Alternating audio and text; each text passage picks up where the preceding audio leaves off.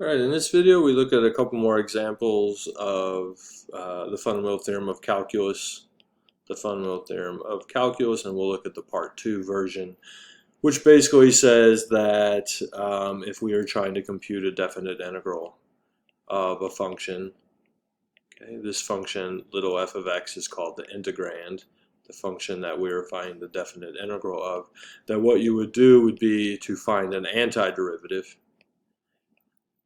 Find an antiderivative, okay? And then you would evaluate that from A to B, which is a shorthand notation for saying f of b, the antiderivative, evaluated at the two endpoints of the region of integration, and then subtracting those two values.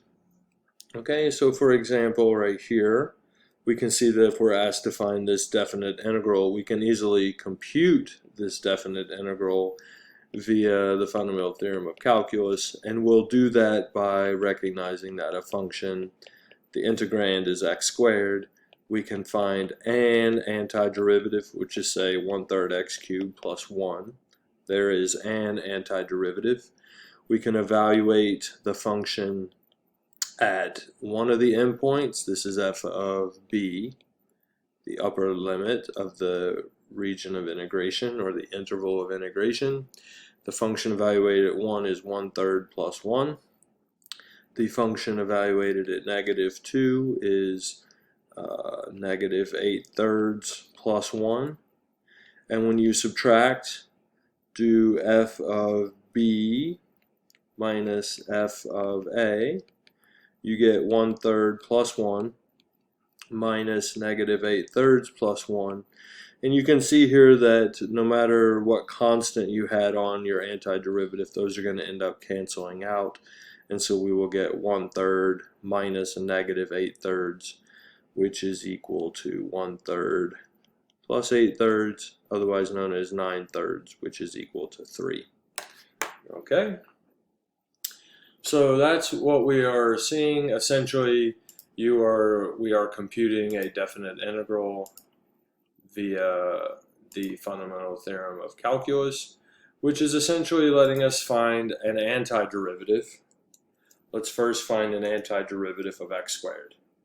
That's the notation that we've had in the past. Just the long s symbol says find an antiderivative. X cubed over 3. Okay? And then you can use that antiderivative to find the definite integral, which is the definite integral from -2 to 1. Definite integrals have the limits of integration on them. We will find the antiderivative of x squared, and then we will plug in -2 and -1 into that antiderivative to get 3.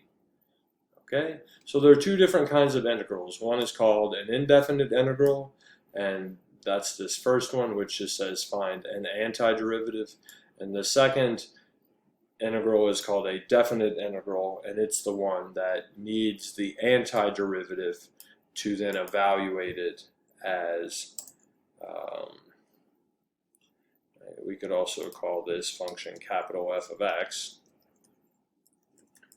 Okay, f of x. Okay. And so the answer to this problem is going to be capital F of 1 minus capital F of -2. And you could get 3 there. So that's what's happening with the fundamental theorem of calculus. I wanted to look at maybe another example here again. And let's take a look at this example right here.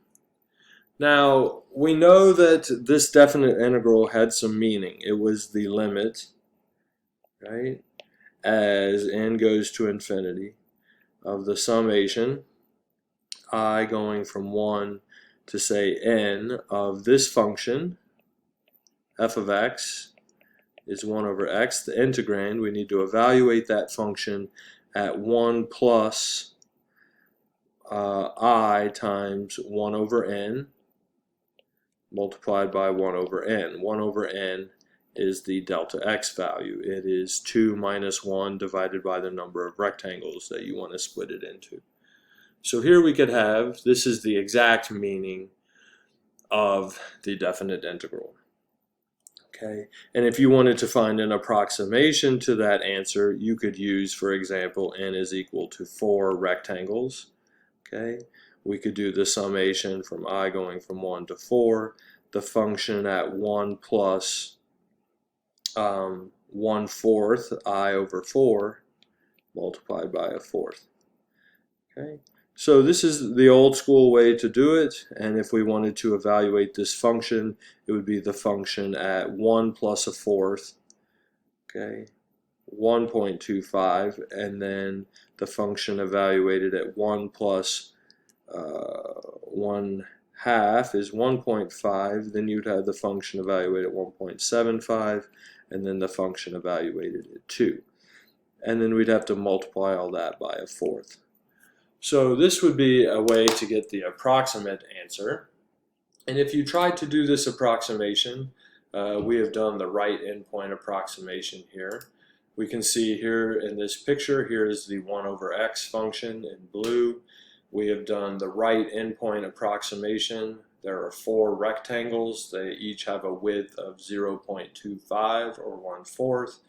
And we can see here that if you add up those 4 rectangles, the areas would be 0.2, 0.17, 0.14, and then 0.13.